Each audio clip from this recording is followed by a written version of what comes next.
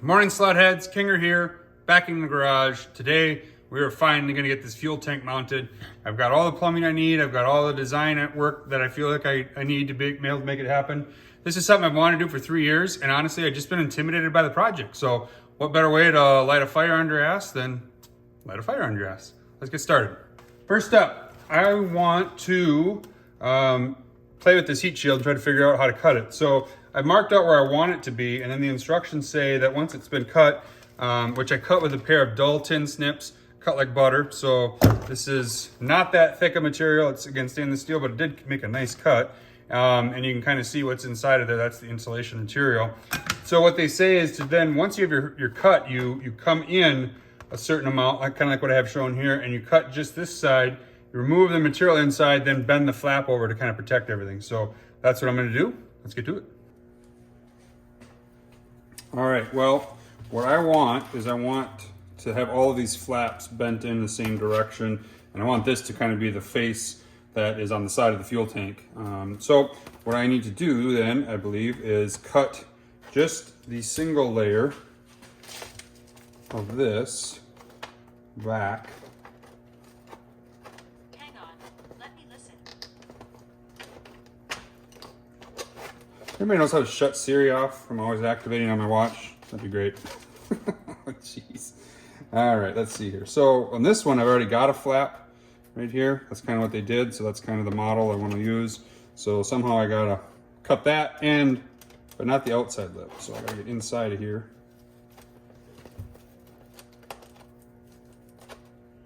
Something like yay. And then right inside here. Again, this doesn't have to be perfect. I think this is just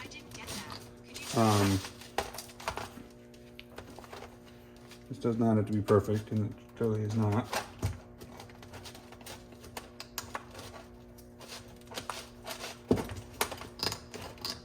Funny how it cut better with just both layers at once. I figured that the thin layer here would cut like butter, but weird. Just stretching it out now. See if I can get more bite on it.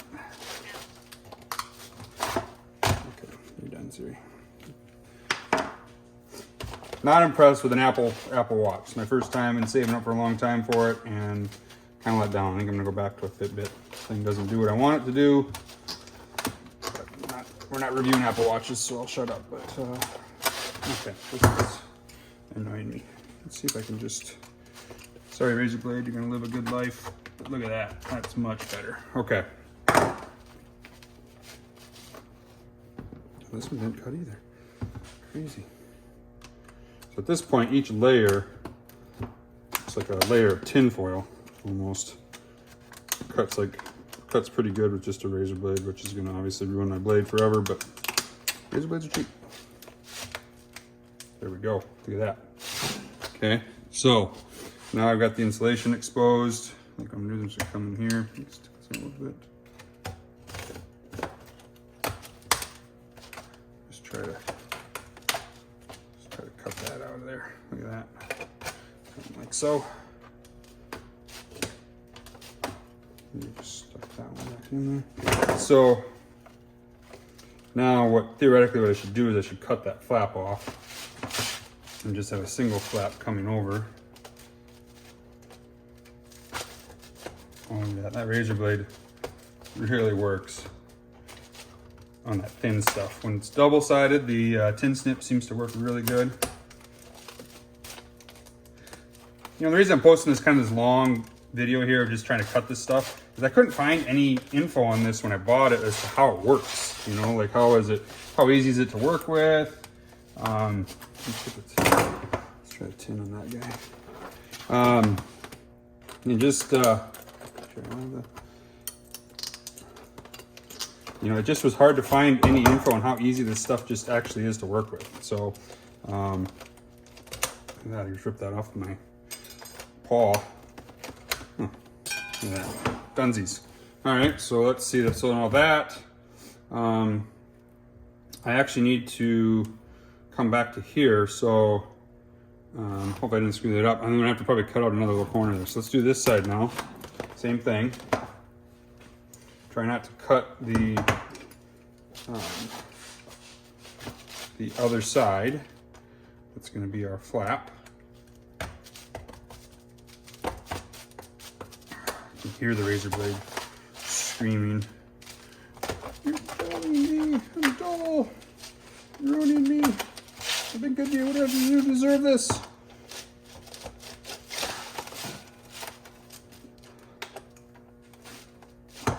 Cutting stainless steel with a razor. Crazy.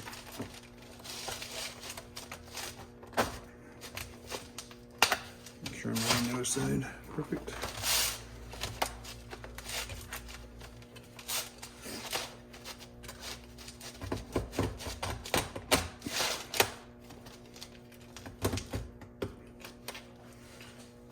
This just in case I don't wreck my workbench,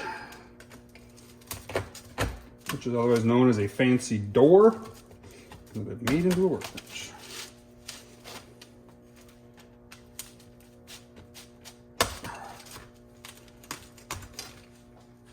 Okay.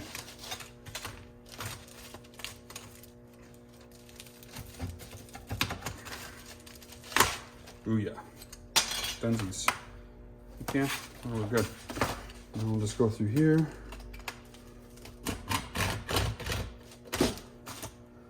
That cuts pretty easy. Cuts pretty easy. Get rid of him. Put that in the garbage before I... Now, if I could figure out how to cut a V or something in here so that... How does that work? So that it folds and makes a nice corner like that. How am I going to do that? Probably not going to be able to do that. If I cut it this way, it's just going to leave this corner open. Yeah, what do I have to do?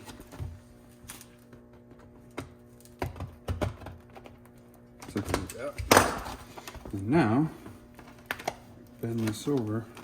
And bada bing, bada boom. We've got a nice trimmed out heat shield. This stuff is cool. This stuff is cool. Look at that. Look at that, huh? Nice trimmed out beautifulness. Backside doesn't look bad. Should protect that heat insulation. Man, I like this stuff. This is really cool and easy to work with. Awesome sauce. Now let's get to bending it. All right, so this is a piece of aluminum that I got off Summit Racing. It's actually cheaper than I thought, and it's already perforated with a lot of holes and stuff, which I think is great. It's 1/8 inch, but it's super lightweight with all the holes in it. So I think what I'm going to do is I'm going to utilize these existing tank mounts that I had for the impulse tank. These are just nutserts in here, and I'm going to use this beveled edge on this side, kind of to keep there's some hoses and things over there. And then I want to have a straight edge on this side so that I'm just getting extra heat protection for my heat shield. Because I think my fuel line is going to end up coming right here. So there'll be a heat shield here, but my fuel line will be on the outside of that with a 1-inch air gap. I think that should be good. So I've got my hole marked and my length marked and my hole marked. I'm just going to cut that and see if it fits.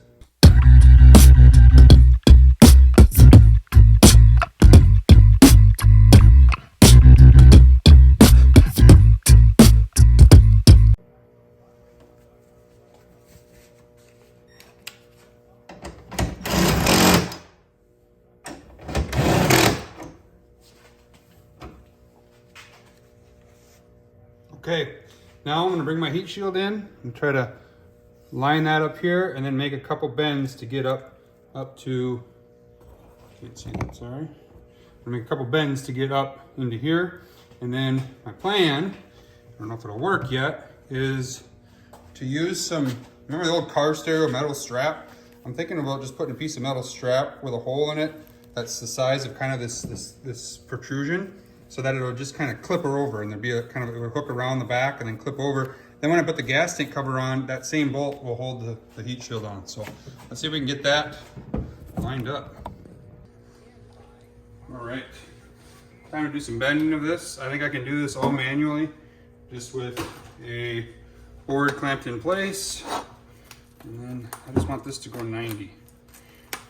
And Super easy. I might have to trim some of this.